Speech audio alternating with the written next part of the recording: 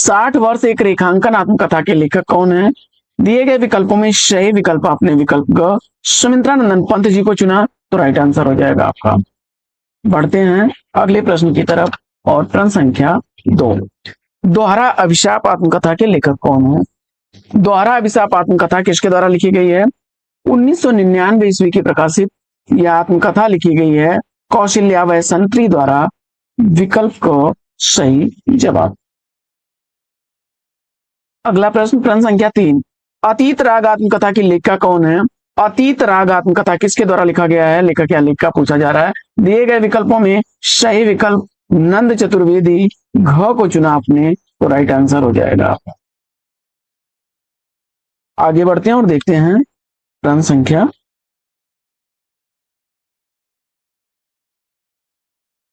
4।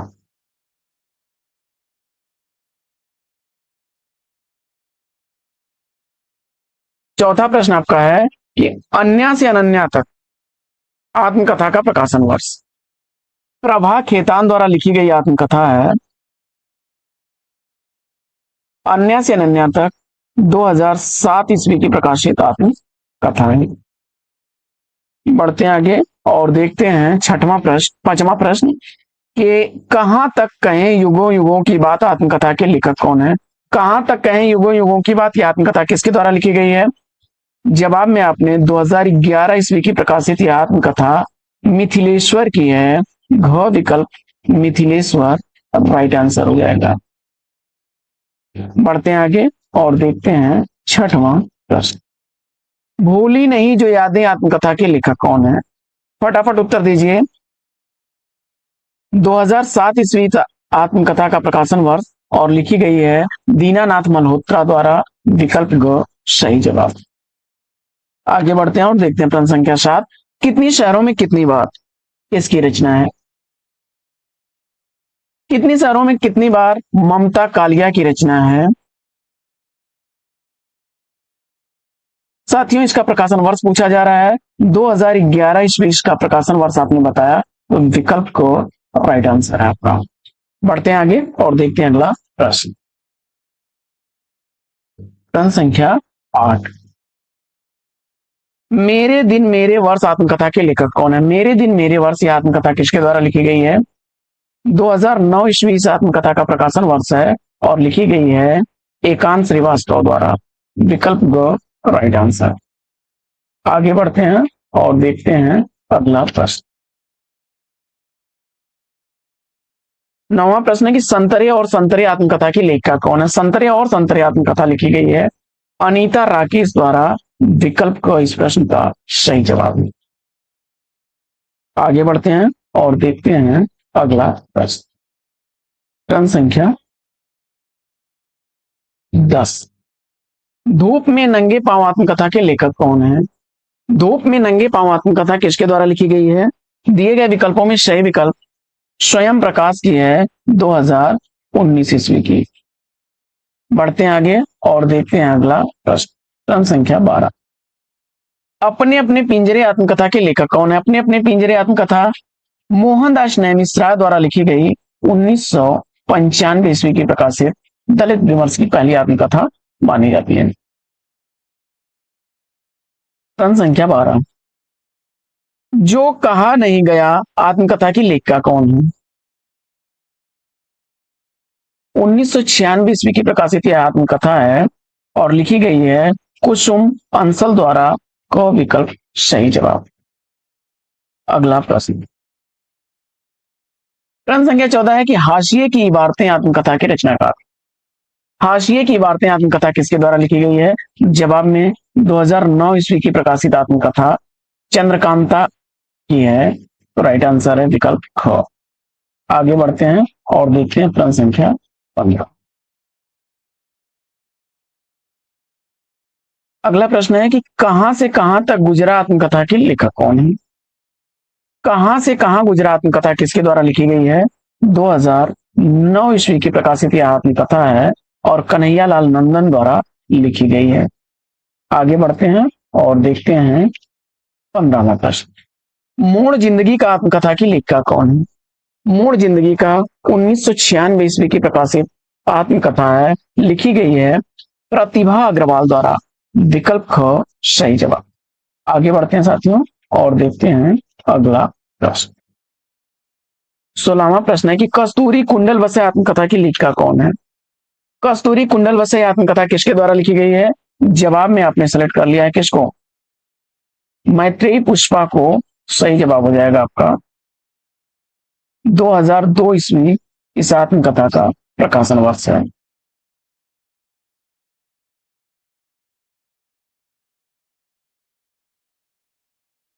अगला प्रश्न है कि बेवक्त गुजर गया माली आत्मकथा का प्रकाशन वर्ष क्या है?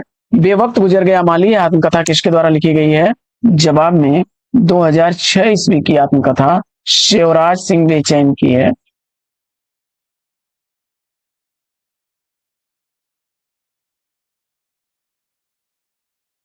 आगे बढ़ते हैं और देखते हैं अगला प्रश्न।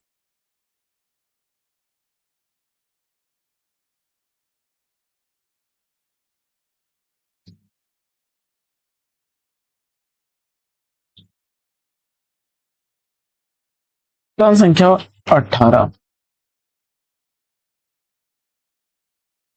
दस्तक जिंदगी की आत्मकथा की लेखिका कौन है? 1990 ईस्वी का ये आत्मकथा लिखी गई है प्रतिभा अग्रवाल द्वारा। विकल्प ख सही जवाब। 19वां प्रश्न है कि कृष्ण बिहारी मिश्र की आत्मकथा इसमें से कौन सी है?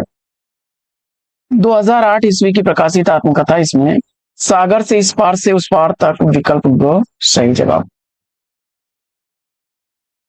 अगला प्रश्न है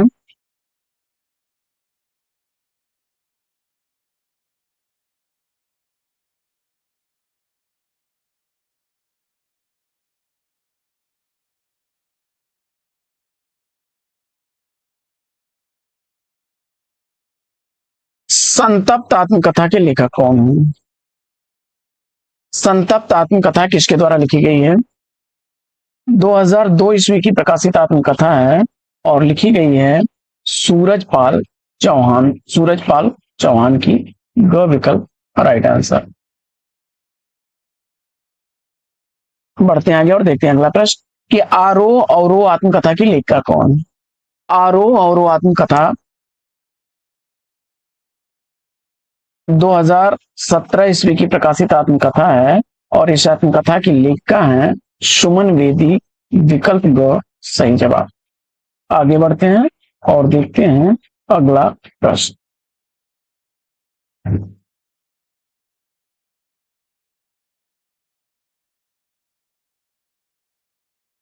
पद्मा सचदेव की आत्मकथा कौन सी है? पद्मा सचदेव की आत्मकथा इसमें से कौन सी है? 1999 ईस्वी की प्रकाशित आत्मकथा बूढ़ बावड़ी है। विकल्प को सही जवाब। अगला प्रश्न।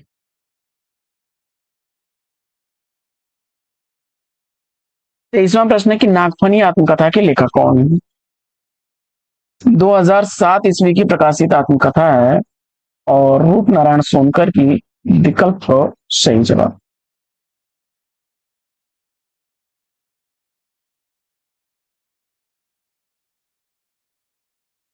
चौबीसवां प्रश्न है कि मेरे जीवन की बाइबिल आत्मकथा के लेखक कौन है? मेरे जीवन की बाइबिल आत्मकथा यह भी 2007 ईस्वी की प्रकाशित आत्मकथा रूप नारायण सोनकर की है। बढ़ते हैं आगे और देखते हैं अगला प्रश्न। सुना हूं तात यह अमर कहानी की लेखिका कौन है? सुना हूं तात यह अमर कहानी शिवानी द्वारा लिखी गई 1999 ईस्वी की प्रकाशित आत्मकथा है।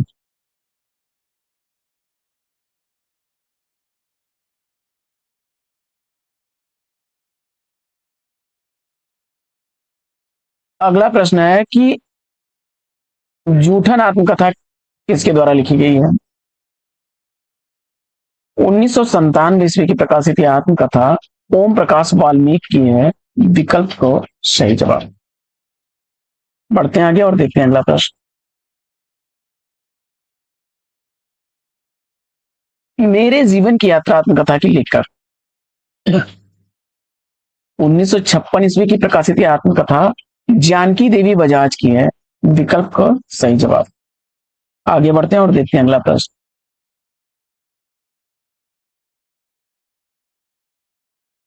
अगला प्रश्न है, हाथ से आप हुदरी आत्मकथा की लेखिका कौन है? हाथ से आप हुदरी दोनों ही आत्मकथाएं लिखी गई हैं रमणिका गुप्ता द्वारा। 2005 ईस्वी प्रकाशन वर्ष है हादसे का। वहीं आप हुदरी 2016 ईस्वी की प्रकाशित आत्मकथा है और दोनों ही रमणिका गुप्ता की आत्मकथा है। विकल्प को सही जवाब। आगे बढ़ते हैं और देखते हैं अगला प्रश्न। मुर्दहिया का प्रकाशन वर्ष पूछा जा रहा है। मुर्दहिया आत्मकथा का प्रकाशन वर्ष तुलसी राम द्वारा लिखी गई 2010 ईस्वी की प्रकाशित आत्मकथा है। तुलसी राम द्वारा लिखी गई है। बढ़ते हैं आगे और देखते हैं अगला प्रश्न। निराला की आत्मकथा के लेखक कौन है? निराला की आत्मकथा के लेखक कौन है? जवाब में आपने 1990 ईस्वी की प्रकाशित यह आत्मकथा सूर्य प्रसाद दीक्षित की है। विकल्प ख राइट आंसर।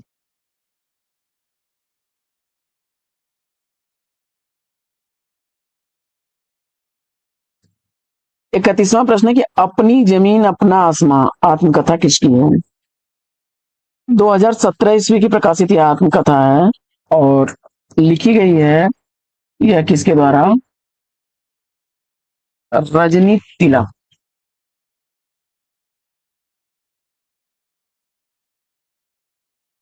ख विकल्प सही जवाब। अगला प्रश्न है, शिकंजे का दर्द आत्मकथा किसकी है? जवाब में आपने विकल्प घ को चुना, सुशीला टाक भौरे को राइट आंसर हो जाएगा। आगे, मुक्तिबोध की आत्मकथा के लेखक कौन है? 1984 ईस्वी की प्रकाशित यह आत्मकथा है, लिखी गई है विष्णु चंद्र शर्मा द्वारा। विकल्प ख राइट आंसर। आइए बढ़ते हैं आगे और देखते हैं अगला प्रश्न।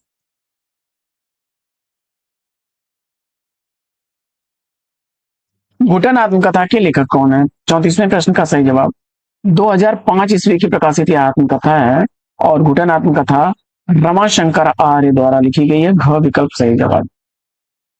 आगे बढ़ते हैं और देखते हैं अगला प्रश्न। पिंजरे में मैना आत्मकथा के लेखक या लेखिका कौन है? पिंजरे में आत्मकथा, पिंजरे में मैना किसके द्वारा लिखी गई आत्मकथा है? और इस प्रश्न का जवाब आपने सेलेक्ट किया होगा किसको? विकल्प ख को सही जवाब के साथ है 2008 ईस्वी की प्रकाशित चंद्र किरण सोनरेक्षा की यह रचना है। क्रम संख्या 36।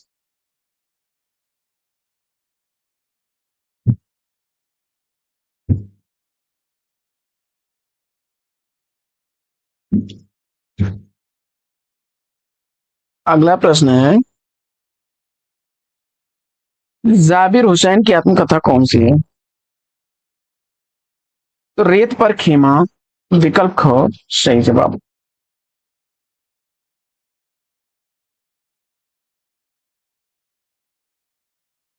अगला प्रश्न है कि मेरा बचपन मेरे कंधों पर आत्मकथा के लेखक कौन है? 2009 ईस्वी की प्रकाशित यह आत्मकथा शिवराज सिंह बेचैन की है। विकल्प ग सही जवाब। आगे बढ़ते हैं और देखते हैं अगला प्रश्न।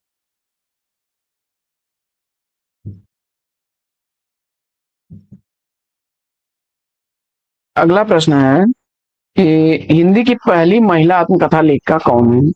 हिंदी की पहली महिला आत्मकथा लेखिका कौन है? मेरी जीवन यात्रा नाम से 1956 ईस्वी में मेरी जीवन यात्रा नाम से आत्मकथा लिखी थी जानकी देवी बजाज ने। विकल्प ख सही जवाब। अगला प्रश्न, यूं ही जिया आत्मकथा के लेखक कौन है? 2007 ईस्वी की प्रकाशित देवेश ठाकुर की रचना आत्मकथा है। विकल्प क सही जवाब। अगला प्रश्न है, झोपड़ी से राजभवन तक आत्मकथा किसकी है? माता प्रसाद द्वारा लिखी गई 2002 ईस्वी की प्रकाशित आत्मकथा है। अगला प्रश्न, सुनीता जैन की आत्मकथा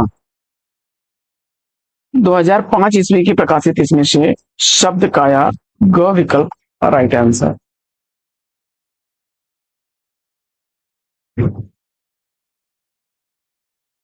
आगे बढ़ते हैं और देखते हैं अगला प्रश्न, जोखिम आत्मकथा के लेखक कौन है? 2009 ईस्वी की प्रकाशित यह आत्मकथा है और लिखी गई है हृदयेश द्वारा, विकल्प को सही जवाब।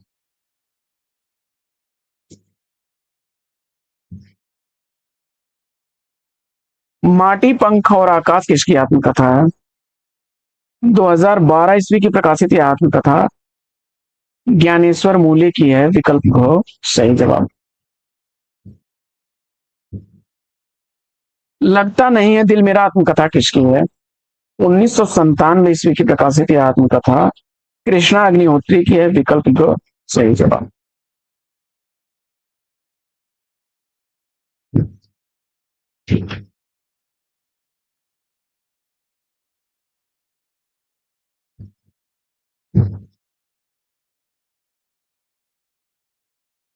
अगला प्रश्न है कि एक कहानी है अभी आत्मकथा की लेखक कौन है? एक कहानी है अभी आत्मकथा 2007 ईस्वी की है, मन्नू भंडारी की। आगे बढ़ते हैं और देखते हैं अगला प्रश्न,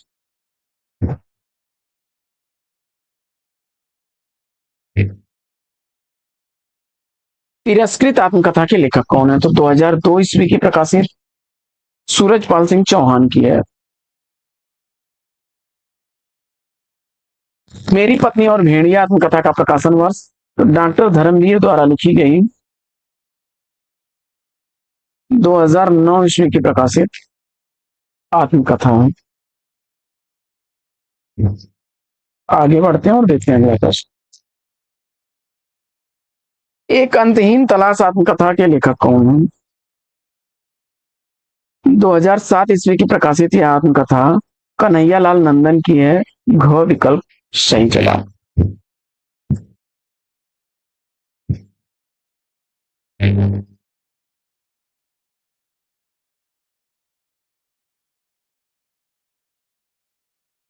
बढ़ते हैं आगे और देखते हैं अगला प्रश्न, गुड़िया भीतर गुड़िया आत्मकथा की लेखिका कौन है?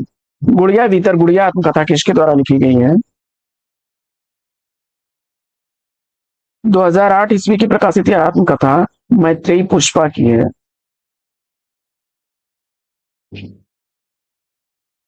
मणिकर्णिका आत्मकथा के लेखक कौन है? मणिकर्णिका आत्मकथा किसके द्वारा लिखी गई है? जवाब में 2013 ईस्वी की प्रकाशित यह आत्मकथा तुलसीराम की है, ख विकल्प सही जवाब। साथियों, कुछ कही कुछ अनकही आत्मकथा की लेखिका कौन है? तो 2000 ईस्वी की प्रकाशित यह आत्मकथा है और लिखी गई है शीला झुंझुनवाला द्वारा, विकल्प ग इस प्रश्न का राइट आंसर है। विकल्प काव्य में छंद के महत्व से संबंधित गलत विकल्प है, इसका आपको जवाब। और इस प्रश्न का राइट आंसर आपने चयनित कर लिया होगा। देखिए, छंद मानवीय भावनाओं को झंकृत करते हैं, छंद में स्थायित्व होता है और छंद में हृदय को सौंदर्य बोध होता है, यह सही है। लेकिन छंद सरस न होने के कारण मन को भाते नहीं, पहला ही कथन इसका सही नहीं है। ये DSSB PhD का पूछा गया प्रश्न है। बढ़ते हैं आगे और देखते हैं क्रम संख्या। दूसरा प्रश्न आपका है कि छंद शास्त्र के प्रणेता आचार्य माने जाते हैं। तो आप जानते हैं छंद शास्त्र के प्रणेता आचार्य कौन है? पिंगल मुनि है। इसी कारण से इसे पिंगल शास्त्र भी कहा जाता है। छंद शास्त्र को पिंगल शास्त्र भी कहा जाता है।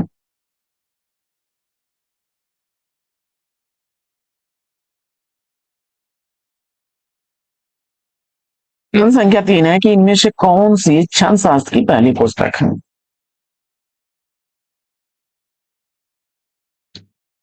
पिंगल द्वारा लिखी गई छंद सूत्र विकल्प 20 का सही जवाब हो जाएगा।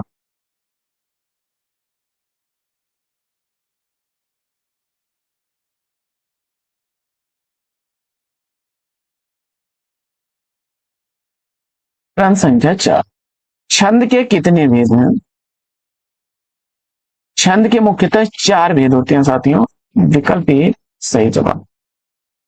वर्णिक छंद, मात्रिक छंद, वर्णिक वृत्त छंद और मुक्त छंद।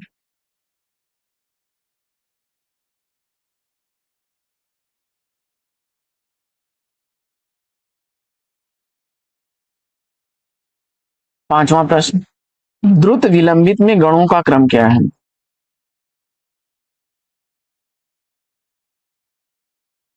तो 12 वर्ण होते हैं इसमें, और इसमें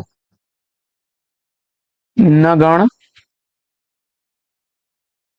नगण, भगण, फिर भगण होता है और इसके बाद रगण होता है।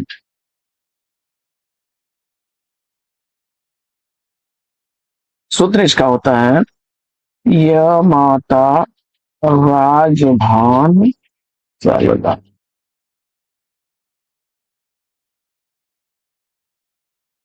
यमाता राजभान सर्वदा।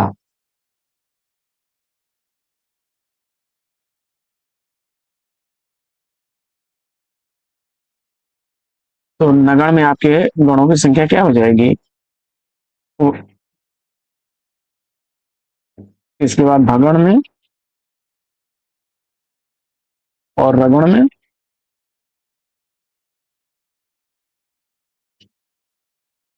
राजभा,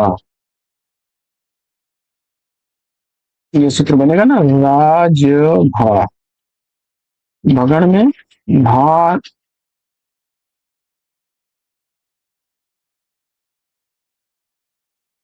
ये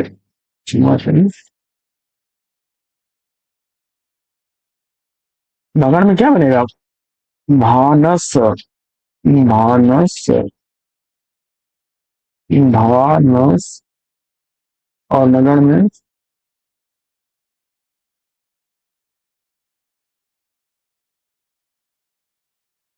आइए बढ़ते हैं आगे और देखते हैं अगला प्रश्न।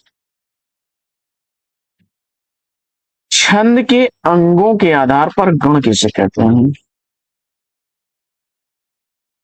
3 वर्णों का समूह गण कहलाता है, जिस पर चर्चा कर रहे थे हम। गणों की संख्या क्या है? गणों की जो संख्या है वह 8 होती है, और इन 8 में अभी सूत्र हम लोग यमाता राजभान सर्वदा। यस से यगण, म से मगण, क से तगण, र से रगण, ज से जगण, भ से भगण, न से नगण और स से शगण। 7वां प्रश्न है कि दोहा छंद में यति कहाँ होती है? दोहा छंद में यति कहाँ होती है? तो दोहा एक अर्ध सम्मात्रिक छंद हो, दोहा एक अर्ध सम्मात्रिक छंद है। इसके विषम चरणों में यानी पहले और तीसरे चरण में 13-13 मात्रा, दूसरे और चौथे चरण में 11-11 मात्राएं होती हैं, और 13-11 दोनों मिला करके एक पंक्ति में आपकी 24 मात्राएं हो जाएंगी,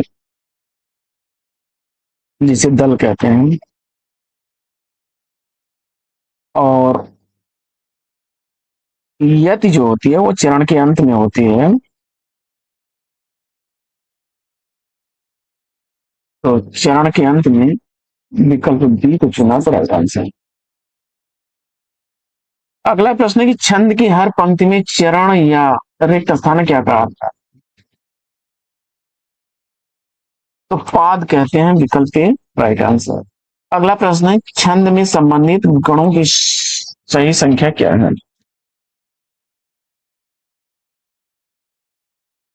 तो 8 गण होते हैं, विकल्प सी सही जवाब। छंद पढ़ते समय आने वाले विराम को क्या कहा जाता है? 10वें प्रश्न का सही उत्तर यति, बी विकल्प राइट आंसर हो जाएगा। छंद शास्त्र में जो है यति का अर्थ विराम या विश्राम होता है, विराम या विश्राम होता है।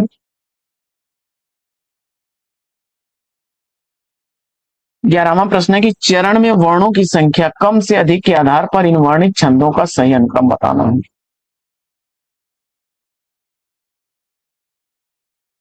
तो इंद्र वज्रा में वर्णों की संख्या 11 होती है, वसंत तिलका में 14 वर्ण होते हैं, मंदा क्रांता 17 वर्णों का होता है और शार्दूल विक्रीणित जो है 19 वर्णों का छंद होता है।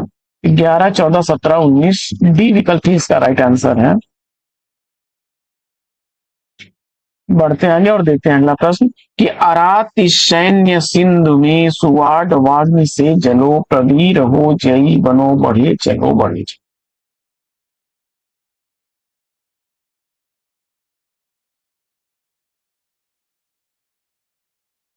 तो इसमें जो है जगण, रगण, फिर जगण, फिर रगण, फिर जगण और इसके बाद अंत में गुरु है आपका। तो विकल्प ए सही जवाब हो जाएगा। आगे बढ़ते हैं और देखते हैं अगला प्रश्न कि बात बड़ी सरस थे कहते बिहारी छोटे बड़े सकल का हित चाहते थे। बात बड़ी सरस थे कहते बिहारी छोटे बड़े सकल का हित चाहते थे, अत्यंत प्यार संग थे मिलते सबों में, वे थे सहायक बड़े दुख के दिनों में। इसमें कौन सा छंद है? 13वें प्रश्न का सही जवाब।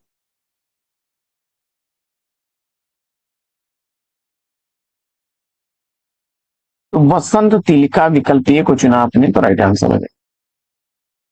वसंत तिलका वर्ण जो है 14 वर्ण होते हैं इसमें, और जिसमें तगण, फिर भगण, फिर जगण, फिर जगण और 2 गुरु होते हैं।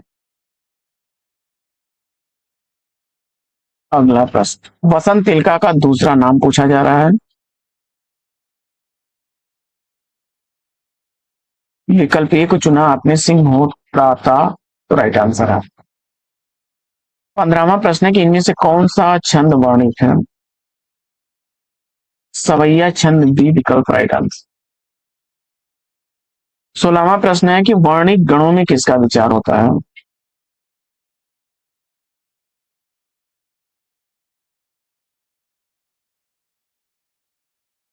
वर्ण का विकल्प ए राइट आंसर। वर्णित छंदों में गण कितने प्रकार के होते हैं? तो अभी हम लोग चर्चा कर रहे थे, गणों की संख्या 8 होती है।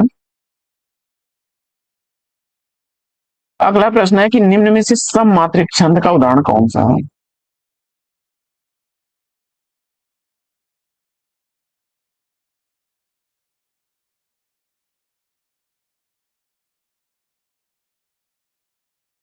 सममात्रिक छंद इसमें जो है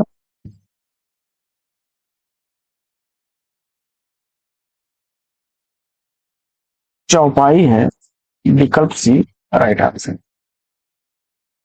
अगला प्रश्न है कि निम्नलिखित में से सही कथन क्या है?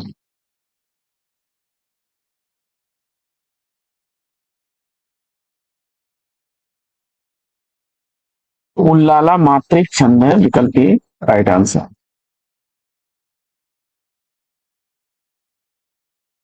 उल्लाला जो है अर्ध सम्मात्रिक छंद है, विषम चरणों में इसके 15-15 मात्राएं होती हैं, विषम चरणों में, और सम चरणों में 13-13 मात्राएं होती हैं।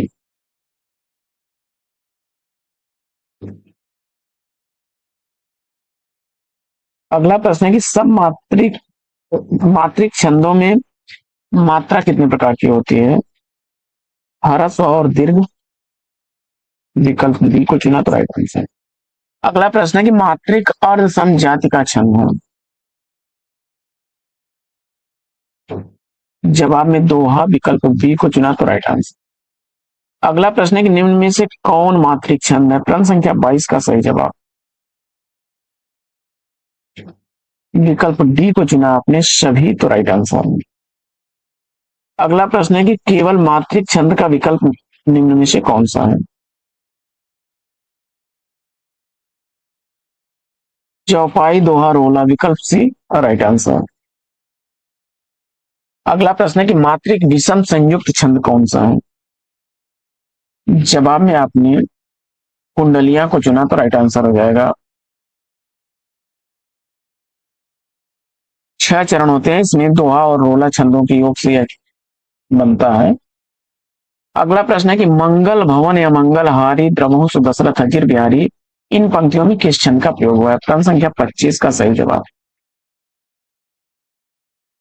विकल्प बी, चौपाई को चुना आपने तो राइट आंसर। अगला प्रश्न है कि चौपाई छंद के प्रत्येक चरण में कितनी मात्राएं होती हैं।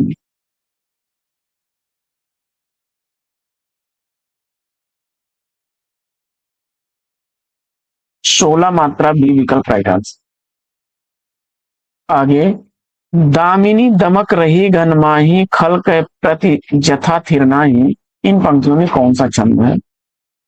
और 27वें का सही जवाब चौपाई छंद, सी विकल्प को चुना आपने तो राइट आंसर है।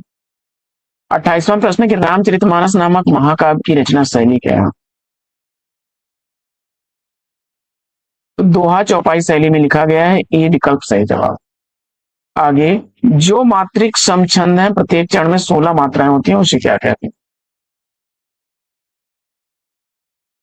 चौपाई छंद, ए विकल्प राइट आंसर।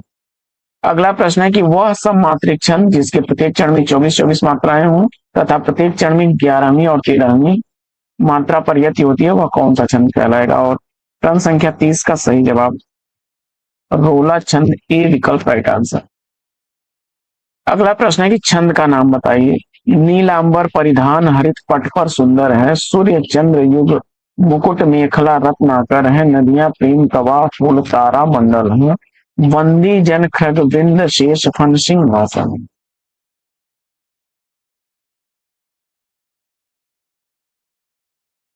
रोला छंद, डी विकल्प राइट आंसर।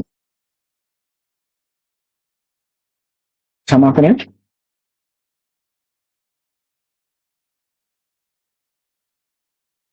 जो रोला है यह सम मात्रिक छंद होता है।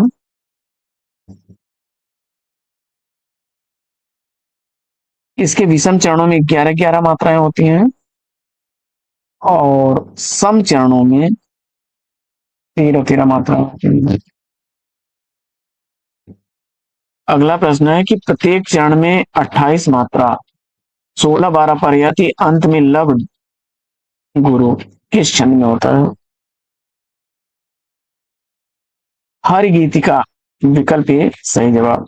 16-12 पर यति होती है, प्रत्येक चरण में 28 मात्राएं होती हैं, सम मात्रिक छंद होता है यह, सब मात्रिक छंद है।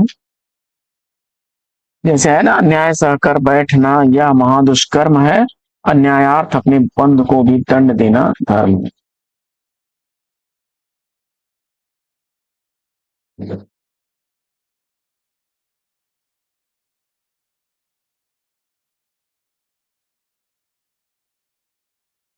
अगला प्रश्न, अन्याय सहकर बैठना यह महादुष्कर्म है, न्यायार्थ अपने बंधु को भी दंड देना धर्म है, इस तत्व पर ही कौरवों से पांडवों का रण हुआ, जो नव्य भारतवर्ष के कल्पांत का कारण हुआ, में कौन सा छंद है। और 33वें प्रश्न का सही जवाब हर गीत का छंद, विकल्प बी। अगला प्रश्न है कि छंद का नाम बताओ। मुरली अधर धर श्याम सुंदर, जब लगाते तान है, सुनकर मधुर धुन भावना में बह रहे रस। हाँ,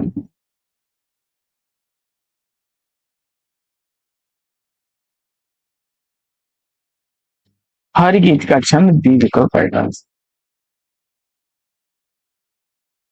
अगला प्रश्न है कि मंगल भवन या मंगल हरणी तुलसी कथा रघुनाथ की, इसमें क्या है, कौन सा छंद। क्षमा करें, मंगल करनी कलिमल हरणी, मंगल करनी कलिमल हरणी तुलसी कथा रघुनाथ की हर गीत का छंद का उदाहरण है, बी विकल्प राइट आंसर। आगे, हम जो कुछ देख रहे हैं सुंदर है सत्य नहीं, यह दृश्य जगत भाषित है बिन कर्म शिवत्व नहीं। उपयुक्त काव्य पंक्तियों में निम्नलिखित में से कौन सा छंद है? 36वें प्रश्न का सही जवाब आपने विकल्प ए को चुन लिया, राइट आंसर हो जाएगा। अगला प्रश्न है कि दोहा किस प्रकार का छंद है? अर्ध सम्मात्रिक छंद, सी विकल्प राइट आंसर हो जाएगा। इसके पहले और तीसरे चरण में जो है 13-13 मात्रा होती है, दूसरे और चौथे चरण में 11-11 मात्रा होती है। दोहा के प्रथम चरण में मात्राओं की संख्या पूछा जा रहा है, सी विकल्प अगर चुना आपने तो राइट आंसर हो जाएगा। आइए बढ़ते हैं आगे और देखते हैं अगला प्रश्न।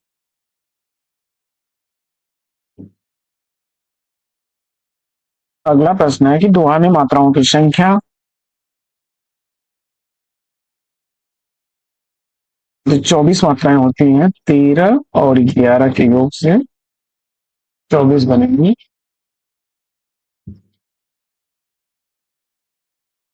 दोहा के दूसरे चरण में मात्राओं की संख्या, तो विकल्प ए को चुना 11, दूसरे और चौथे में 11 होंगी। अगला प्रश्न है कि निज भाषा उन्नति है सब उन्नति को मूल, बिन निज भाषा ज्ञान के मिटे नहीं को सूल। इन पंक्तियों में छंद पूछा जा रहा है, दोहा छंद विकल्प है राइट आंसर। अगला प्रश्न है कि दोहा छंद में चरण कितने होते हैं? 4 चरण, डी विकल्प राइट आंसर। अगला प्रश्न है कि श्री गुरु चरण सरोज रजनी मन मुकुर सुधार, वर्णो रघुवर विमल जसु जो दायक फल चार। इसमें आपसे छंद पूछा जा रहा है और प्रश्न संख्या 43 का सही जवाब दोहा छंद चुन करके आपने राइट आंसर दिया है। आगे बढ़ते हैं और देखते हैं अगला प्रश्न कि रहीमन चुप हुए बैठिए देख दिनन को फेर, जब ने के दिन आए हैं बनत न लगी है बेर। इसमें छंद पूछा जा रहा है और इसका भी जवाब आपने दोहा छंद विकल्प ये को चुना है, तो राइट आंसर है। आगे प्रश्न संख्या 45 है, सुन केवट के बैन प्रेम लटपटे अटपटे बेहसे करुणा ऐन चितई जानकी लखन तन। इसमें छंद पूछा जा रहा है, यह भी अर्ध सम्मात्रिक छंद है लेकिन ये दोहे का विपरीत होता है और सोरठा छंद है, बी विकल्प राइट आंसर। सोरठा छंद के प्रथम चरण में मात्राएं कितनी होती हैं? तो ध्यान दीजिएगा, अब यहाँ पर दोहा के विपरीत जो है पहला और तीसरा चरण 11 मात्राओं वाला हो जाएगा, दूसरा और चौथा चरण 13 मात्राओं वाला हो जाएगा। तुक पहले और तीसरे चरणों में रहेगा, तो प्रथम चरण में विकल्प बी को चुना आपने, तो राइट आंसर हो जाएगा। अगला प्रश्न है कि मात्रा के दृष्टि से दोहा के ठीक विपरीत, तो मात्रा के दृष्टि से दोहा के ठीक विपरीत आएगा आपका सोरठा, कई बार रिपीट हुआ है। आगे किस अर्ध सम्मात्रिक छंद के विषय में 11-11 तथा सम पदों में 13-13 मात्राएं होती हैं? जैसी प्रवक्ता 2017 का पूछा गया जन यह प्रश्न है, तो सोरठा चुन करके सही जवाब दिया आपने। अगला प्रश्न है कि निम्न पंक्तियों में छंद पूछा जा रहा है, जान गौरी अनुकूल सिय ही हर सुन जाय कही, मंजुल मंगल मूल वाम अंग फरकन लगी। तो इसमें सोरठा को चुना आपने, तो विकल्प ए राइट आंसर। अगला प्रश्न है कि जी ही सुमिरत सिद्धि होई गण नायक करिवर बदन, करहु अनुग्रह सोई बुद्धि रास शुभ गुण सदन। इन पंक्तियों में छंद प्रश्न संख्या 50 का सही जवाब सोरठा छंद विकल्प डी को चुना, तो राइट आंसर। अगला प्रश्न है कि इनमें से किस छंद में प्रथम व अंतिम शब्द समान होता है? प्रश्न संख्या 51 का सही जवाब कुंडलियां को चुना, तो बी विकल्प राइट आंसर। अगला प्रश्न है कि कुंडलियां छंद किन दो छंदों से मिलकर बना है? कुंडलियां छंद जो है यह जो है दोहा और रोला छंदों के मिलने से बनता है। दोहा और रोला के योग से बनता है। 6 चरण होते हैं इसमें। प्रथम दो पंक्तियां जो है, प्रथम दो पंक्ति इसकी क्या होती है? दोहा की। और 4 पंक्तियां अंतिम जो होती हैं वो रोला की होती हैं। दोहे का जो अंतिम चरण अर्थात जो चौथा चरण रोला का पहला चरण में दोहराया जाता है। दोहे का जो अंतिम चरण होता है वह चौथे चरण में, यानी रोले का जो पहला चरण शुरू होता है वहां से दोहराया जाता है। और दोहे का जो पहला शब्द होता है वह रोले के अंत में आता है। दोहे का प्रथम शब्द जो है रोला के अंत में आता है। 24 मात्राएं होती हैं। अगला प्रश्न है कि कुंडलियां में कितने चरण होते हैं? तो 6 चरण, अभी चर्चा हुई इस पर। अगला प्रश्न है कि मैं राज्य की चाह नहीं करूंगा, है जो तुम्हें इष्ट वही करूंगा, संतान जो सत्यवती जनेगी, राज्य अधिकारी वही बनेगी। इसका उदाहरण है, जवाब में आपने विकल्प ए को चुना तो राइट आंसर हो जाएगा। अगला प्रश्न है कि निम्नलिखित में से कौन सा वर्णित छंद है? क्रम संख्या 55 का सही जवाब उपेंद्र वज्रा, विकल्प सी को चुना तो राइट आंसर। क्रम संख्या 56 है कि हे शरणदायिनी देवी तू करती सबका तान है, तू मातृभूमि संतान हमें, तू जननी तू प्राण है, में कौन सा छंद है? और क्रम संख्या 56 का सही जवाब विकल्प ए को चुना आपने ऊ लाला तो राइट आंसर। आगे बढ़ते हैं और देखते हैं अगला प्रश्न कि निम्नलिखित पंक्तियों में से कौन सा छंद है? रे मन हरि भज विषय तजी, सज सत संगति रैन दिन, अकाटत भौते फंद को और न को राम दिन।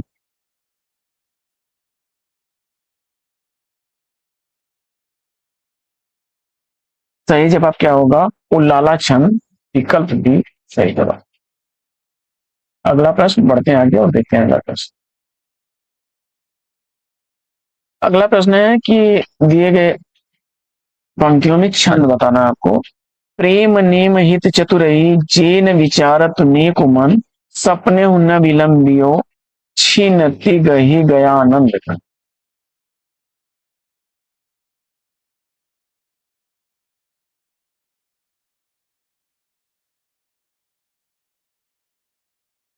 और इस प्रश्न का जवाब आपने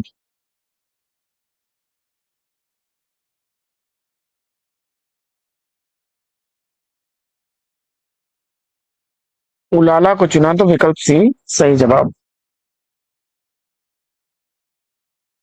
देखिए उलाला में 13-13 मात्राओं के जो है सम चरणों में छंद होता है। उलाला 15-15 मात्राओं का विषम चरणी छंद भी होता है।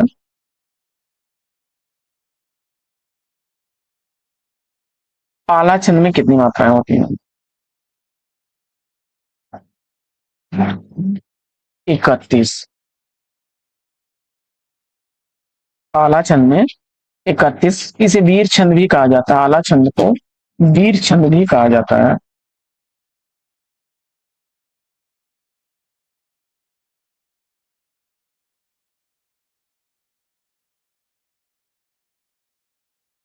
इसे मात्रिक सवैया छंद भी कहते हैं। मात्रिक सवैया छंद। अगला प्रश्न है कि या लकुटी या कामरिया पर राज्य तिहुपुर को तजिदारों, इनमें छंद पूछा जा रहा है और जवाब में आपने सवैया छंद चुना तो राइट आंसर। अगला प्रश्न है कि नी ही महाब्रज भाषा प्रवीण है और सुंदर तान को भेद को जाने, भाषा प्रवीण सुछंद सदा रहे, सो घन जी के कवित्व बख।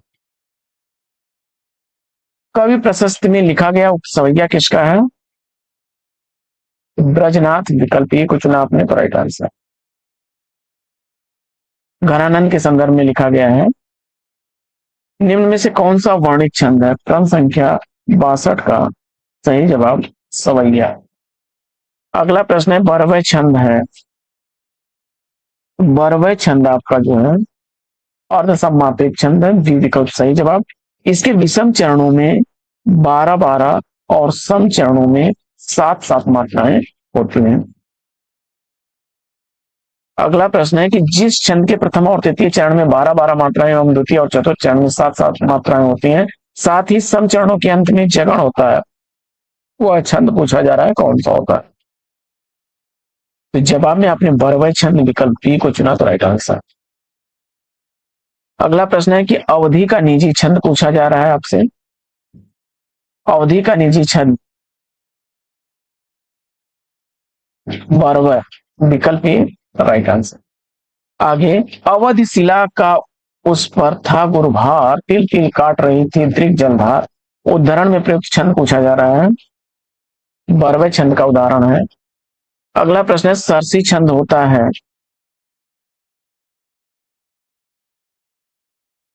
27 मात्राएं होती हैं, 16-11 पर्यायती होती हैं, अंत में गुरु लघु होते हैं, डी विकल्प इसका राइट आंसर है। अनुष्टुप क्या है?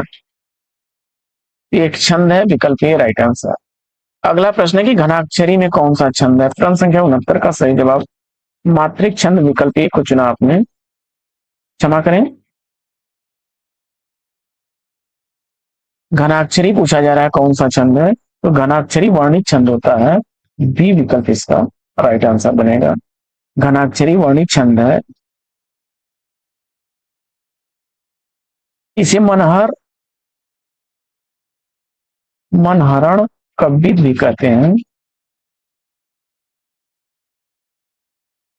31 वर्ण होते हैं इसमें और अंत में गुरु होता है। अगला प्रश्न है घनाक्षरी छंद है, यह वर्णित छंद है। आगे, निम्नलिखित में से कौन सा छंद का प्रकार नहीं है?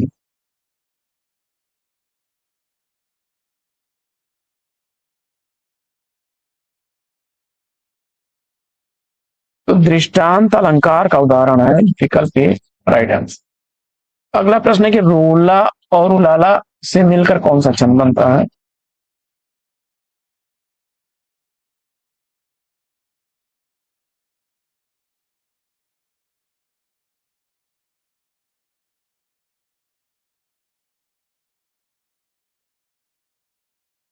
छप्पय, बी विकल्प राइट आंसर हो जाएगा। देखिए, छंद जो है दो प्रकार के होते हैं, वर्णित और मात्रिक। वर्णित छंदों में आपका इंद्र वज्रा,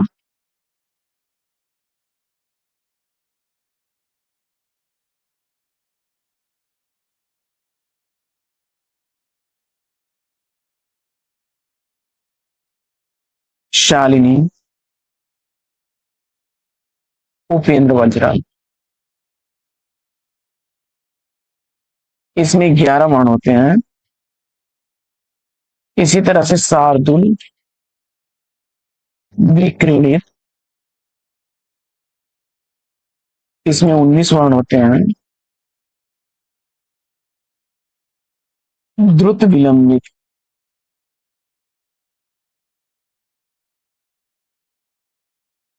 द्रुत विलंबित,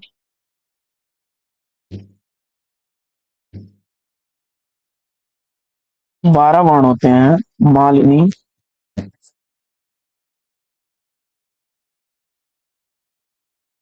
15 वर्ण होते हैं। मंदाक्रांता, 17 वर्ण होते हैं। वसंत तिलका,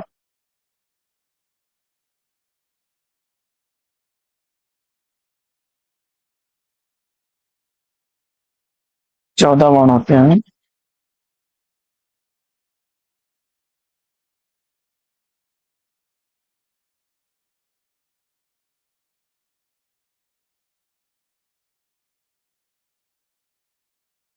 आगे बढ़ते हैं और देखते हैं वापस।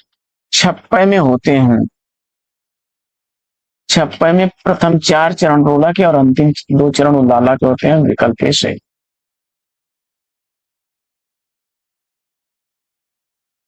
किस छंद में 4 चरण से अधिक होते हैं? छप्पय, विकल्प सी। अगला प्रश्न है कि निराला के अनुसार हिंदी में मुक्तक काव्य किस छंद की बुनियाद पर सफल हो सका? कवित, विकल्प डी।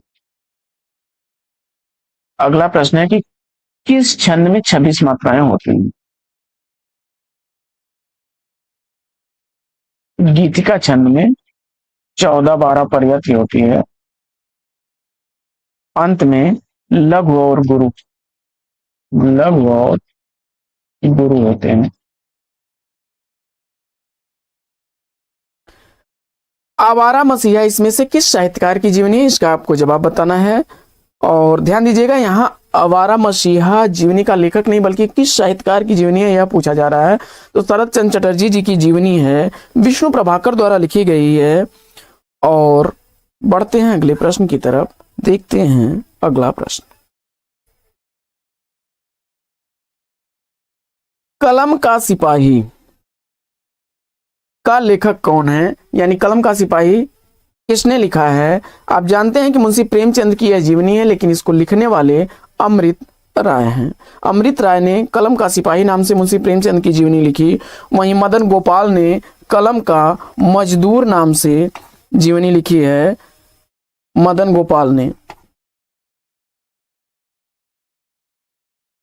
जबकि प्रेमचंद्र घर में हैं नाम से उनकी पत्नी शिवरानी देवी ने जीवनी लिखी थी। और बढ़ते हैं आगे, देखते हैं अगला प्रश्न। इनमें से कौन सा लेखक जीवनी लेखक नहीं है? इसका आपको जवाब बताना है। अज्ञेय जी ने जीवनी लेखक नहीं है। बाकी अन्य रचनाकारों द्वारा लिखी गई जीवनियों को देख लेते हैं। तो रामविलास शर्मा ने निराला की साहित्य साधना से निराला की जीवनी लिखी। अमृत राय ने कलम का सिपाही नाम से प्रेमचंद की जीवनी लिखी। विष्णु प्रभाकर ने आवारा मसीहा नाम से शरत चंद्र चटर्जी की जीवनी लिखी है। अगला प्रश्न है कि निम्नलिखित में से एक युग्म सही नहीं है, इसका आपको जवाब बताना है। तो महायोगी शिव प्रसाद सिंह द्वारा लिखा गया शिव प्रसाद सिंह, यह सही नहीं है।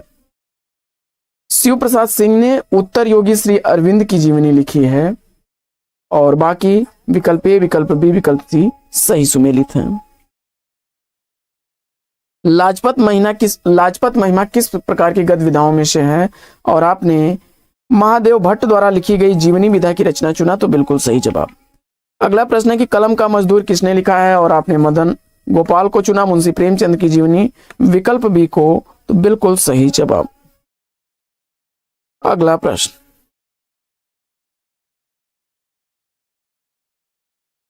अमृत राय ने कलम का सिपाही नाम से लिखा है, कलम का मजदूर नाम से मदन गोपाल ने लिखा है।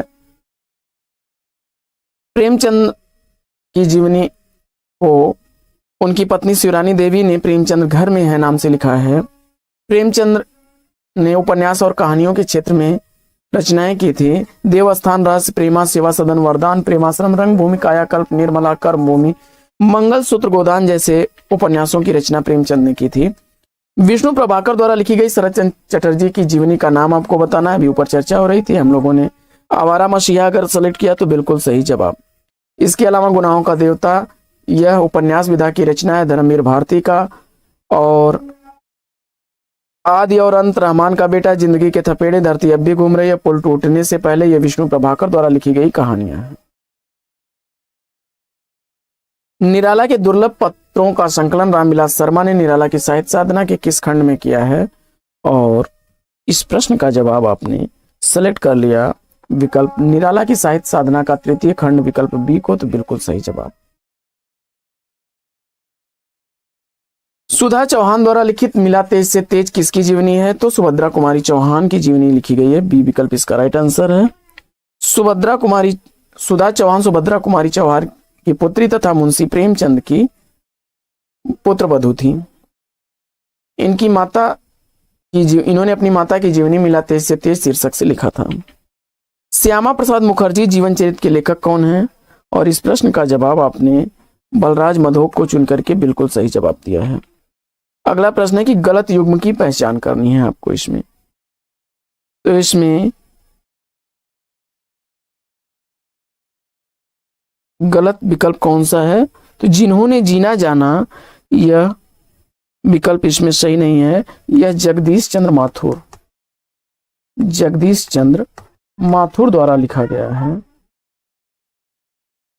जगदीश चंद्र माथुर द्वारा लिखी गई जीवनी है 1971 ईस्वी की। बाकी बाबूजी नाम से जो है नागार्जुन की जीवनी है, जिन्होंने जीना जाना, यह जगदीश चंद्र माथुर की जीवनी है और इसको लिखने वाले मैथिली शरण गुप्त जी हैं। मैथिली शरण गुप्त जी ने जगदीश चंद्र माथुर की जीवनी को लिखा था और बाबूजी नागार्जुन की जीवनी है। इस जीवनी को लिखा था उनके पुत्र शोभाकांत ने, शोभाकांत द्वारा लिखी गई है। आवारा मसीहा शरद चंद्र चटर्जी की जीवनी विष्णु प्रभाकर द्वारा लिखी गई है, जबकि अग्निसेतु नजरुल इस्लाम की जीवनी है विष्णु चंद्र शर्मा द्वारा लिखी गई है, विष्णु चंद्र शर्मा द्वारा लिखी गई है। 1976 ईस्वी इसका प्रकाशन वर्ष है। आवारा मसीहा 1974 ईस्वी की प्रकाशित जीवनी जिन्होंने जीना जाना, यह 1971 ईस्वी की प्रकाशित जीवनी है। और बाबूजी नागार्जुन की यह जीवनी 1991 ईस्वी की प्रकाशित जीवनी है, शोभाकांत द्वारा लिखी गई। बढ़ते हैं आगे और देखते हैं अगला प्रश्न।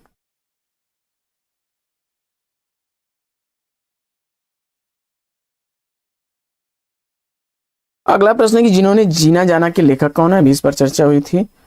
तो यह जीवनी विधा की रचना है जिन्होंने जीना जाना, जगदीश चंद्र माथुर ने लिखी है इसको। जगदीश चंद्र माथुर जी की जीवनी और मैथिली शरण गुप्त द्वारा लिखी गई है। तो जगदीश चंद्र माथुर की यह जीवनी है, मैथिली शरण गुप्त द्वारा लिखी गई है। अगला प्रश्न,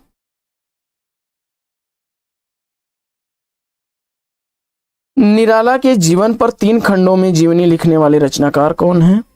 और जवाब में आपने रामविलास शर्मा को चुना, तो विकल्प डी इसका राइट आंसर है। निराला के जीवन पर 3 खंडों में जीवनी लिखने वाले रामविलास शर्मा जी हैं। निराला की साहित्य साधना 1969 ईस्वी, निराला की साहित्य साधना दूसरा भाग 1972 ईस्वी में और तीसरा भाग 1976 ईस्वी में प्रकाशित हुआ था। इसके अलावा प्रेमचंद्र, भारतेंदु युग, निराला, प्रेमचंद्र और उनका युग, प्रगतिशील साहित्य की समस्याएं, आस्था और सौंदर्य परंपरा का मूल्यांकन आदि उनकी अन्य रचनाएं हैं। अगला प्रश्न है कि निम्नलिखित में से जीवनी के लेखक कौन नहीं है, इसका आपको जवाब बताना है। तो इसमें से जीवनी के लेखक कौन नहीं है, इसका आपको जवाब बताना है। प्रश्न संख्या 1504 का राइट आंसर आपने हरिशंकर परसाई को चुना, तो बिल्कुल सही जवाब। ये एक निबंधकार के रूप में प्रसिद्ध हैं। इनके द्वारा लिखे गए निबंधों में पगडंडियों का जमाना, जैसे उनके दिन फिरे, सदाचार का ताबीज, शिकायत मुझे भी है, ठिठुरता हुआ गणतंत्र, वैष्णव की फिसलन, विकलांग श्रद्धा का दौर, भूत के पांव पीछे, सुनो भाई साधो, तुलसीदास, चंदन घिसें, कहत कबीर तथा प्रेमचंद के फटे जूते प्रमुख हैं। भारतेंदु हरिश्चंद्र शीर्षक से जीवनी किसने लिखी है, तो जवाब हो जाएगा विकल्प डी, ब्रजरत्न दास ने। अगला प्रश्न, भारतेंदु हरिश्चंद्र की जीवनी 1948 ईस्वी में ब्रजरत्न दास ने लिखी। बाबू राधाकृष्ण दास ने 1904 ईस्वी में भारतेंदु बाबू हरिश्चंद्र का जीवन चरित्र लिखा। शिवनंदन सहाय ने 1905 ईस्वी में हरिश्चंद्र नाम से जीवनी लिखी। आगे, रामकृष्ण परमहंस के जीवन को लक्ष्य करके लिखी गई पुस्तक हलचल के पंख के लेखक कौन हैं? और इस प्रश्न का जवाब अगर आपने चयनित कर लिया है मोहन अवस्थी को, तो बिल्कुल सही जवाब। मोहन अवस्थी ने रामकृष्ण परमहंस की जीवनी हलचल के पंख नाम से लिखी है। अगला प्रश्न, निम्नलिखित में से प्रेमचंद्र का जीवनीकार नहीं है। प्रेमचंद की जीवनी किसने नहीं लिखी है, इसमें आपको बताना है। शिवरानी देवी ने प्रेमचंद्र घर में है, अमृत राय ने कलम का सिपाही, मदन गोपाल ने कलम का मजदूर नाम से लिखा है, तो विकल्प 20 का राइट आंसर हो जाएगा। हंसराज रहबर ने योद्धा सन्यासी विवेकानंद की जीवनी लिखी है 1979 ईस्वी, जिसका प्रकाशन वर्ष है, जबकि प्रेमचंद्र घर में है 1944 ईस्वी में। शिवरानी देवी द्वारा लिखी गई जीवनी है अमृत राय द्वारा कलम का सिपाही लिखी गई 1962 ईस्वी की है, और मदन गोपाल द्वारा लिखी गई कलम का मजदूर 1964 ईस्वी की प्रकाशित जीवनी है। अकाल पुरुष गांधी शीर्षक से महात्मा गांधी के जीवन के माध्यम से नए धर्म की अवधारणा को किस साहित्यकार ने साकार किया है? और जवाब में आपने जैनेन्द्र कुमार को चुना तो बिल्कुल सही जवाब विकल्प डी इस प्रश्न का राइट आंसर हो जाएगा। परख, सुनीता, त्यागपत्र, कल्याणी, सुखदा, विवर्त, व्यतीत, जयवर्धन, मुक्तिबोध, अनंतर, अनाम, स्वामी दर्शक, ये प्रमुख उपन्यास हैं जैनेन्द्र कुमार के।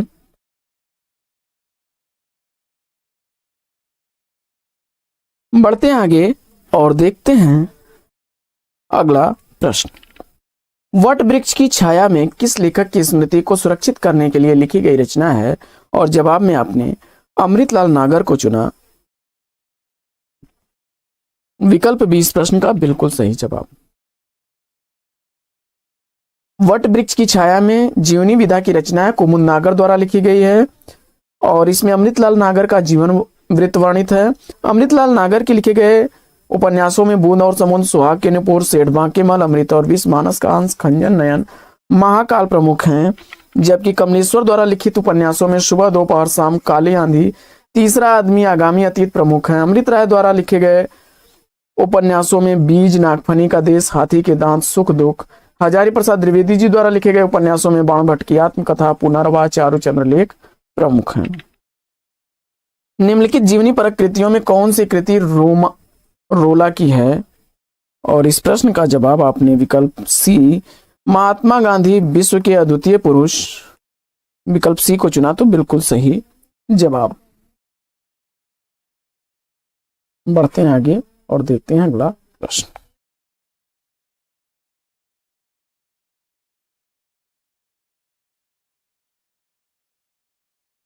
अगला प्रश्न है कि तुलसी की विलक्षण प्रतिभा इस बात में है कि उन्होंने भक्त और रचनाकार की भूमिकाओं का एक साथ सफल निर्वाह किया है।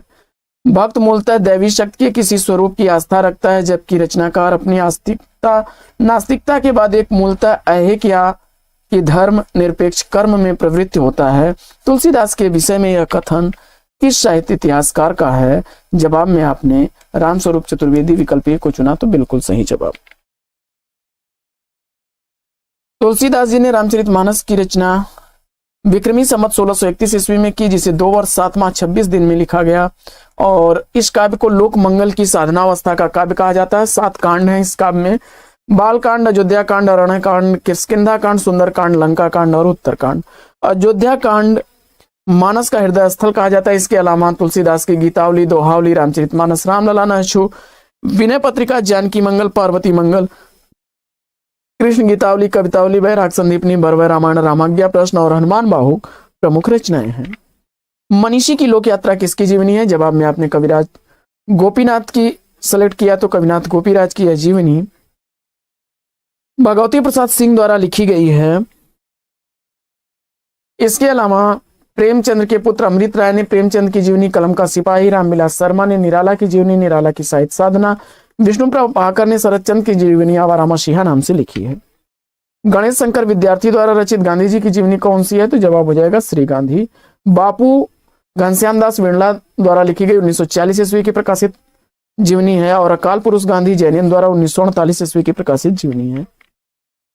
अकाल पुरुष गांधी किसके द्वारा लिखी गई है? तो अभी हम लोगों ने चर्चा की, जैनियन द्वारा लिखी गई 1948 ईस्वी की है। अगला प्रश्न,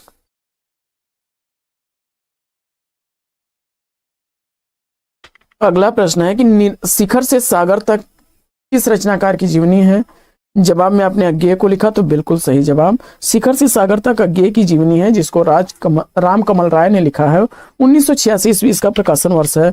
वहीं निराला की साहित्य साधना, सूर्यकांत त्रिपाठी निराला की जीवनी 1969 ईस्वी जिसका प्रकाशन वर्ष रामविलास शर्मा द्वारा लिखी गई है। जबकि मुक्तिबोध की आत्मकथा, मुक्तिबोध की जीवनी 1984 ईस्वी की विष्णुचंद्र शर्मा द्वारा लिखी गई है। प्रकाशन वर्ष के अनुसार निम्नलिखित जीवनियों का सही अनुक्रम क्या होगा? इसका आपको जवाब बताना है। फटाफट कर लेते हैं मिलान। प्रेमचंद्र घर में है 1944 ईस्वी की प्रकाशित जीवनी है और शिवरानी देवी द्वारा लिखी गई है। वट वृक्ष की छाया में 2006 ईस्वी की प्रकाशित जीवनी अमृतलाल नागर की जीवनी है, कुमुद नागर द्वारा लिखी गई है। आवारा मसीहा यह 1974 ईस्वी की प्रकाशित जीवनी है, विष्णु प्रभाकर द्वारा लिखी गई शरदचंद्र चटर्जी की जीवनी है। और व्योमकेश दरवेश 2010 ईस्वी की प्रकाशित जीवनी है। हजारी प्रसाद द्विवेदी जी की जीवनी है और विश्वनाथ त्रिपाठी द्वारा लिखी गई है। विकल्प इस प्रश्न का राइट आंसर अगर आपने सेलेक्ट कर लिया है विकल्प डी को तो राइट आंसर हो जाएगा। और शिवरानी देवी द्वारा लिखी गई प्रेमचंद की जीवनी जो है, शिवरानी देवी उनकी पत्नी थी प्रेमचंद घर में जो लिखी गई है। और व्योमकेश दरवेश विश्वनाथ त्रिपाठी द्वारा जो लिखी गई जीवनी है हजारी प्रसाद द्विवेदी जी की, इसके लिए 2013 ईस्वी में 23वां व्यास सम्मान भी दिया गया था। अगला प्रश्न, भारतेंदु बाबू हरिश्चंद्र जीवन चरित्र के लेखक कौन हैं? और जवाब में आपने राधा कृष्ण दास को चुना तो विकल्प ए इसका बिल्कुल सही जवाब। अगला प्रश्न, अगला प्रश्न है गांधी जी की जीवनी महात्मा गांधी के लेखक। तो गांधी जी की जीवनी महात्मा गांधी के लेखक रामचंद्र वर्मा है, विकल्प ए इसका राइट आंसर है।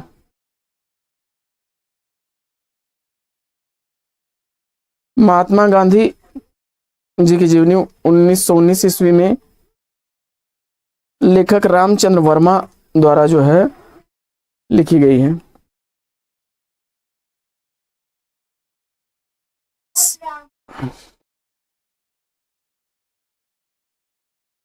आगे बढ़ते हैं, मुक्तिबोध की आत्मकथा के लेखक कौन है? तो मुक्तिबोध की आत्मकथा विष्णुचंद्र शर्मा द्वारा लिखी गई है। और बढ़ते हैं आगे, आवारा मसीहा विष्णु प्रभाकर द्वारा लिखी गई है। मुक्तिबोध की आत्मकथा विष्णुचंद्र शर्मा द्वारा लिखी गई है, याद रखिएगा। और इनमें से एक कृति जीवनी नहीं है, तो अन्या से अनन्या तक यह आत्मकथा विधा की रचना है, प्रभा खेतान द्वारा लिखी गई। जबकि शिखर से सागर तक गे की जीवनी है, कलम का सिपाही मुंशी प्रेमचंद की जीवनी है, आवारा मसीहा शरद चंद्र की जीवनी है। आगे, किसी व्यक्ति विशेष के जीवन का विषय बनाकर जब कोई अन्य व्यक्ति लिखता है तो उसे क्या कहते हैं? तो वह जीवनी कहलाता है। अगला प्रश्न है कि निम्नलिखित में से कौन सी रचना जीवनी नहीं है?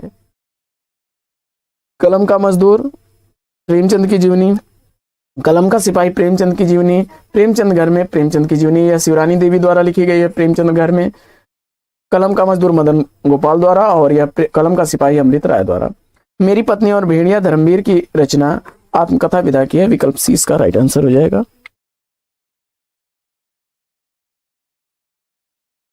बढ़ते हैं आगे,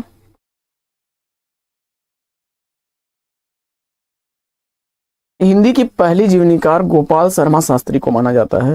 हिंदी साहित्य में कलम का सिपाही किसे कहा गया है? तो अभी इस पर कई बार चर्चा हो गई, मुंशी प्रेमचंद्र को।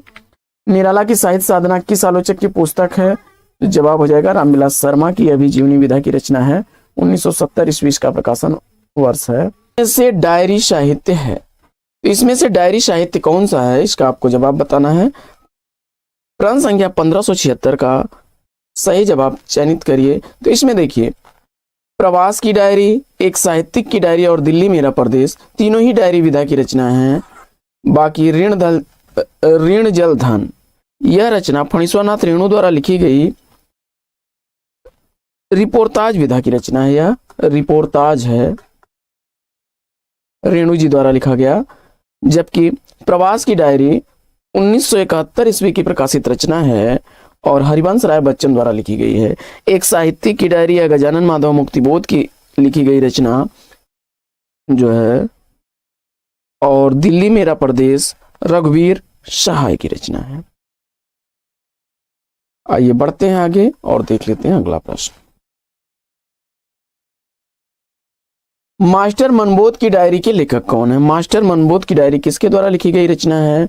और इस प्रश्न का जवाब आपने, मुझे उम्मीद है कि सिलेक्ट किया होगा विवेकी राय को, तो बिल्कुल सही जवाब। 2006 ईस्वी की प्रकाशित यह रचना है। वहीं मेरी कॉलेज डायरी 1954 ईस्वी की धीरेन्द्र वर्मा की रचना है। एक साहित्यिक की डायरी के रचनाकार कौन है? एक साहित्यिक की डायरी, यह गजानन माधव मुक्तिबोध द्वारा लिखी गई रचना है। इसका पहला संस्करण पांडुलिपि में मार्च 1964 ईस्वी में भोपाल में मुक्तिबोध जी ने सौंपी थी। यह पुस्तक भारतीय ज्ञानपीठ पुरस्कार द्वारा 25 जून 2000 ईस्वी में प्रकाशित की गई थी और हिंदी साहित्य में सर्वाधिक चर्चा का केंद्र में रहने वाले मुक्तिबोध एक कहानीकार होने के साथ साथ समीक्षक भी थे। प्रवासी की डायरी के लेखक कौन है? अभी इस पर हम लोग चर्चा कर रहे थे। तो हरिवंश राय बच्चन, आपने उत्तर बताया तो बिल्कुल सही जवाब। हरिवंश राय बच्चन की अन्य रचनाओं की अगर बात की जाए तो तेरा घर, आत्मपरिचय, आकुल अंतर, एकांत संगीत, मधुशाला, मधुबाला, मधुकलश, निशा निमंत्रण, दो चट्टाने, बसेरे से दूर, नींद का निर्माण, फिर ये प्रमुख रचनाएं हैं। आगे बढ़ते हैं। डायरी लेखन के विषय में कौन सा कथन सुसंगत नहीं है, इसका आपको जवाब बताना है। डायरी लेखन के संदर्भ में कौन सा कथन सुसंगत नहीं है, इसका आपको उत्तर बताना है। और इसमें व्यक्ति निरपेक्षता रहती है, तो पहला ही कथन इसमें जो है संगत नहीं है, क्योंकि जो कुछ भी लिखा जाता है वह क्या होता है, व्यक्तिगत अनुभव होते हैं, व्यक्तिगत भावनाएं होती हैं, व्यक्तिगत सोच होती है। तो डायरी में आप निरपेक्षता नहीं कह सकते। विकल्प ए इसका राइट आंसर हो जाएगा। इसमें तत्कालिक संवेदनात्मक भावों की अभिव्यक्ति होती है, समय और स्थान के संदर्भ में अभिव्यक्ति दी जाती है और लेखक के आत्मीय गुण तथा प्रवृत्तियों की भी अभिव्यक्ति होती है। आगे, डायरी साहित्य संबंधित कमलेश्वर की रचना इसमें से कौन सी है? कमलेश्वर द्वारा लिखी गई रचनाएं इसमें जो है देश देशांतर है, जिसका प्रकाशन वर्ष 1902 ईस्वी है और यह जीडीसी प्रवक्ता परीक्षा का पूछा गया प्रश्न है।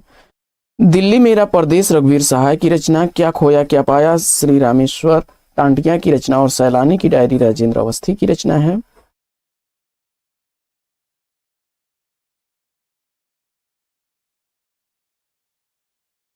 आगे, सैलानी की डायरी के लेखक कौन है?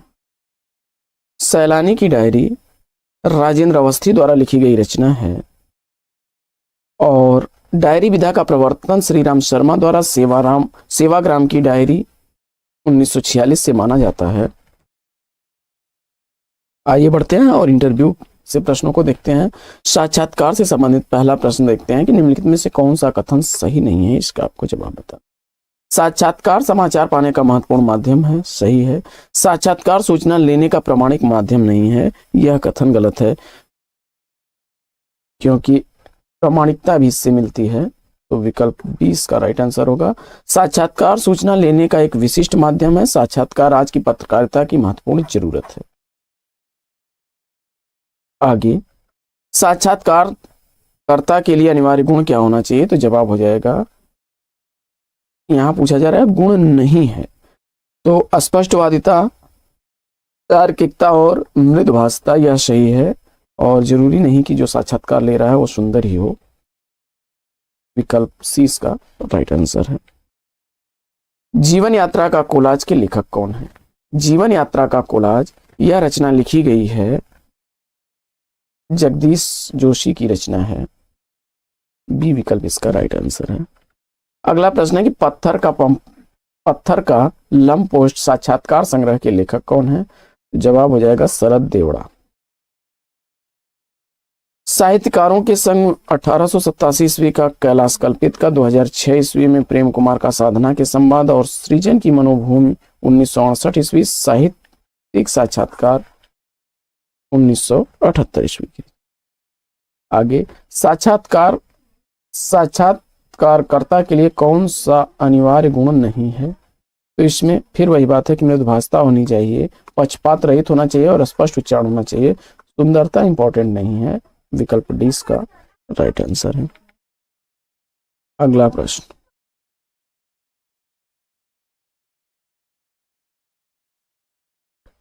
बंगाल का अकाल नामक रिपोर्टाज किसकी रचना है?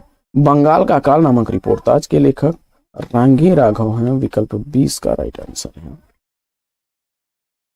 बंगाल का अकाल रांगे राघव ने रिपोर्टाज तूफानों के बीच में किया है, किंतु प्रश्न पूछा गया है कि बंगाल का अकाल रिपोर्टाज किसकी रचना है? तो नजदीकी उत्तर रांगे राघव होगा, जबकि बंगाल का अकाल नाम से रिपोर्टाज लिखने वाले प्रकाश चंद्र गुप्त हैं। यह इंपॉर्टेंट तथ्य है। यहाँ पर जो है तूफानों के बीच में उन्होंने बंगाल के अकाल से संबंधित वर्णन किया है, लेकिन बंगाल का अकाल जो है इस नाम से रिपोर्टाज की रचना किसने की है? प्रकाश चंद्र गुप्त ने। प्रकाश चंद्र गुप्त। तो यह इंपॉर्टेंट तथ्य याद रखिएगा। इसके अलावा लक्ष्मीपुरा शिवदान सिंह चौहान का, पहाड़ों में प्रेममय संगीत उपेंद्र नाथ हंस का और युद्ध यात्रा धर्मवीर भारती का है। रिपोर्ताज किस भाषा का शब्द है? तो रिपोर्ताज फ्रांसीसी भाषा का शब्द है, विकल्प 20 का बिल्कुल सही जवाब।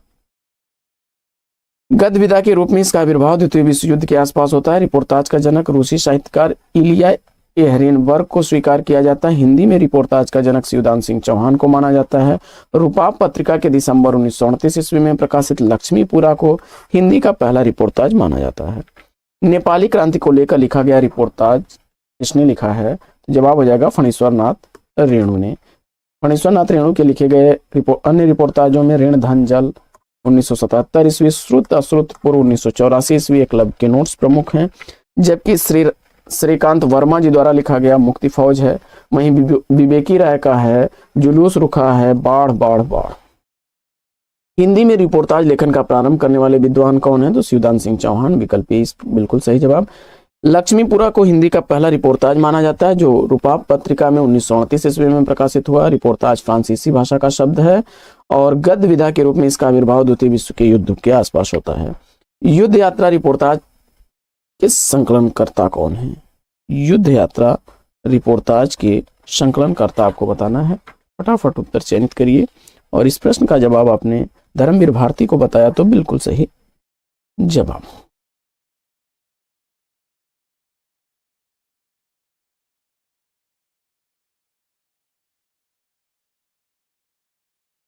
युद्ध यात्रा धर्मवीर भारती द्वारा लिखा गया रिपोर्ताज संकलन है। फणीश्वर नाथ रेणु द्वारा लिखे गए रिपोर्ताजों में ऋण धन जल, नेपाली क्रांति कथा, श्रुत अश्रुत पूर्व और एकलव्य के नोट्स हैं। वहीं तूफानों के बीच रांगे राघव का, जुलूस रुका है, बाढ़ बाढ़ बाढ़, यह विवेकी राय का है। रिपोर्ताज के संदर्भ में कौन सा कथन सही नहीं है? तो यह सहसा घटित महत्वपूर्ण घटना की संवेदनशील अभिव्यक्ति है। इसमें संवेदना की प्रधानता होती है, कल्पना की प्रधानता रिपोर्ताज में नहीं होती है। यह कहानी रूपक रपट के संबेल तत्व को समाहित करने वाली विधा होती है। तो विकल्प सी इसका राइट आंसर हो जाएगा। निम्नांकित में से कौन सा कथन सही नहीं है? इसका आपको उत्तर बताना है। फटाफट उत्तर बताइए।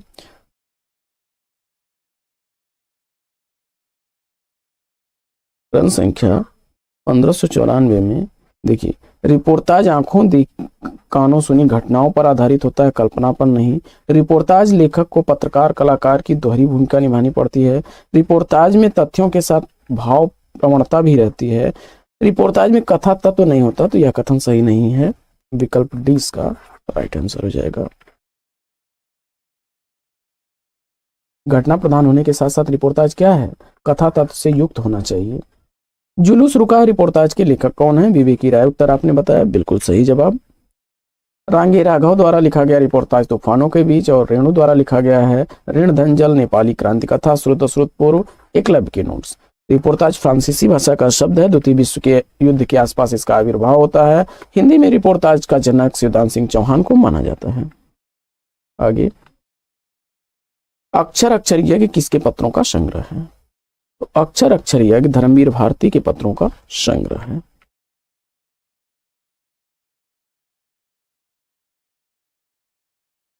अक्षर अक्षर यज्ञ धर्मवीर भारती के पत्रों का संग्रह है। धर्मवीर भारती के पत्र पुष्पा भारती के नाम से एक ऐसे कालजयी रचनाकार के अंतरंग का आलोक है जिसमें भारतीय साहित्य को अभिनव आकाश प्रदान किए हैं। धर्मवीर भारती के ये पत्र भावना की शिखर मुखी ऊर्जा से आप्लावित हैं। इनकी काव्य रचनाओं की अगर बात की जाए तो ठंडा लोहा, सात गीतवर्ष, कौन प्रिया, सपना भी और आदतन प्रमुख हैं। आगे रेडियो नाटकों को देख लेते हैं। तो हिंदी का पहला रेडियो नाटक राधा कृष्ण को माना जाता है। रेडियो नाटकों के संदर्भ में कौन सा कथन असंगत है? तो किसी कहानी को रेडियो नाटक में रूपांतरित किया जा सकता है। रेडियो नाटक में फिल्म की तरह एक्शन की गुंजाइश नहीं होती। रेडियो नाटक में पात्रों की संख्या कितनी भी हो सकती है, यह कथन सही नहीं है। रेडियो नाटक में सब कुछ शब्द के द्वारा प्रकट होता है, यह तो सही है। विकल्प सी इसका राइट आंसर है। पात्रों की संख्या जो है वह सीमित होती है रेडियो नाटक में। अब यात्रा साहित्य एवं व्यंग विधा पर अध्ययन हम लोग अगली पाठचर्या में करेंगे। तो आज की इस पाठचर्या में लेंगे साथियों यहीं पर विराम। वीडियो अगर अच्छा लगा हो तो लाइक और शेयर कर दीजिएगा। चैनल पर पहली बार होंगे तो चैनल को सब्सक्राइब कर लीजिएगा। फिर मिलते हैं आपसे अगले वीडियो में एक नए प्रकरण, एक नए टॉपिक, एक नए अंदाज में। तब तक के लिए लेते हैं आपसे विदा। आपका जीवन मंगलमय हो। Best wishes, best of luck. जय हिंद साथियों।